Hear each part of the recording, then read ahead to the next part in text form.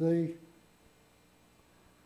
this case, this is the right side, so I'll probably find that the left side is marked. Usually the English mark all the left side. The Europeans, Spanish, Germans, Italians, they mark the right-hand side of part of the guns.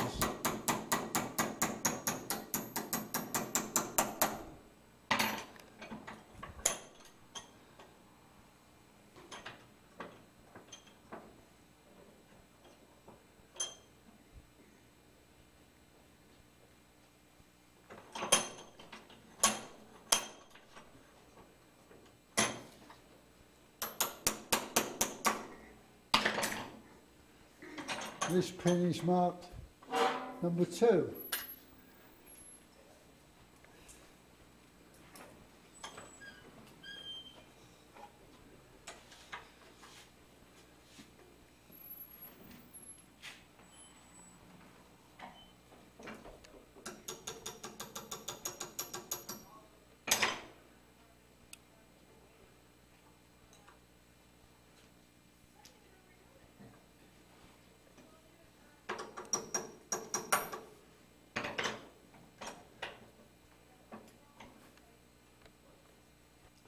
This one doesn't. This one doesn't appear to be marked. There's a little dot on it, but it could be something else. So what I'll do, I'll just put a little mark across the inside of the hammer to tell me, just a little cut there, just to tell that's the left-hand side.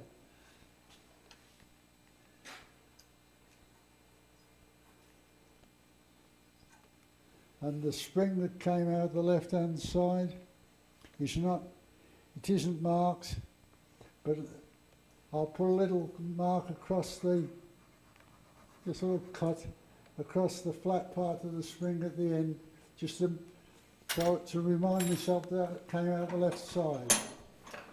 Take out the sear spring pins and the sear springs. Now again, the left-hand short side should be marked. That's the right. Now this pin should have a mark on the bottom of the pin to show it's the left.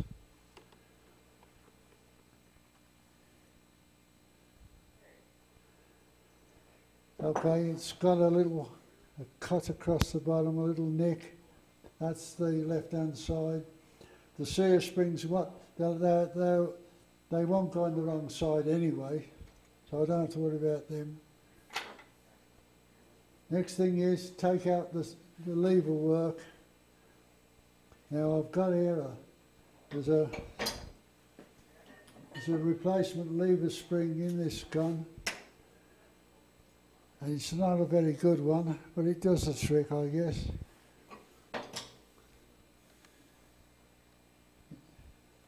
That's the top lever spring. And this, by the way, is a greener lever work, and it has the lever spring with the two odd length legs, short leg and a long leg, and a pin at the end. Now, the next thing is to take out, you can take out either the top lever pin, this is the one on the top here, take that out,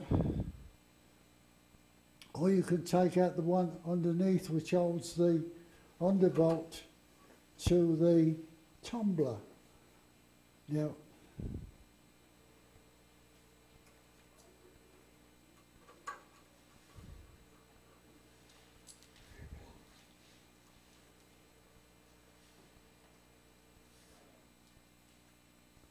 Now, this isn't marked, but you can't confuse it with anything else.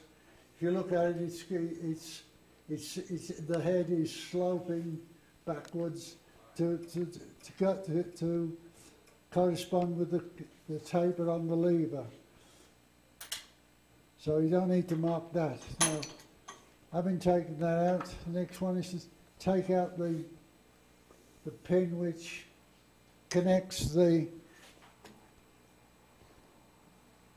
underbolt to the tumbler.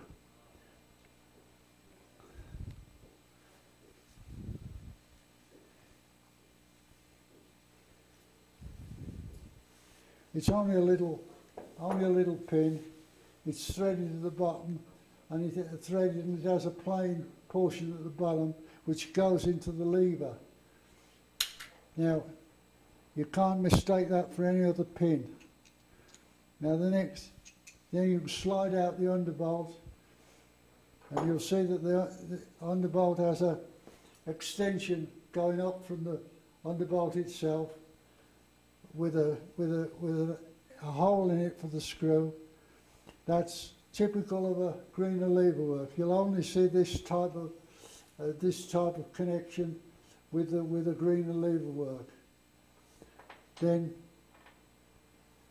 put that in the box. Then the next thing is to push out the tumbler. Now this is called a tumbler. It has a square on the end which fits into the top lever. And it has a hole there for the screw that connects the underbolt to the tumbler, and it has like a platform or step there which the short arm of the lever spring pushes against, and that's called a tumbler. Now, on this gun has what we call a Greener crossbolt. It's called a Greener crossbolt because it was invented by W. Greener,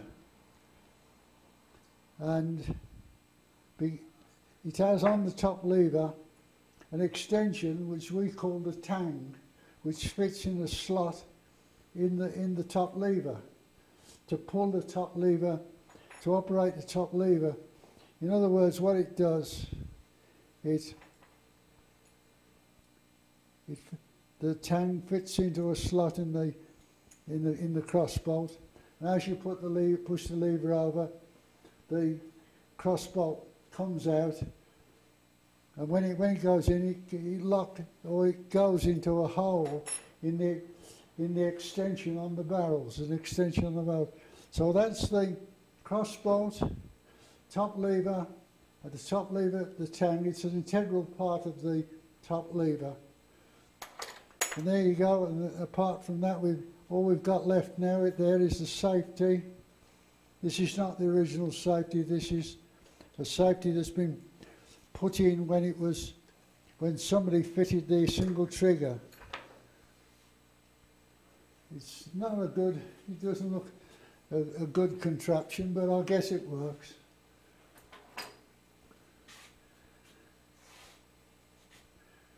Okay, there's just a little pin that goes into the safe. This part's called, you push with your thumb. We call a safe thumb piece because your thumb goes on it. That's held with a little tiny pin which holds this little spring or come slide, whatever it is, that's been fitted with a single trigger, holds it to the safety thumb piece. And that's it, all stripped down. Now, I suppose if I jumbled all those pieces up, you wouldn't be able to sort them out. But as I say, no problem. They're easily identifiable. You can't get them in the wrong places if you study it. And there we are, all stripped down. There's nothing left in that body.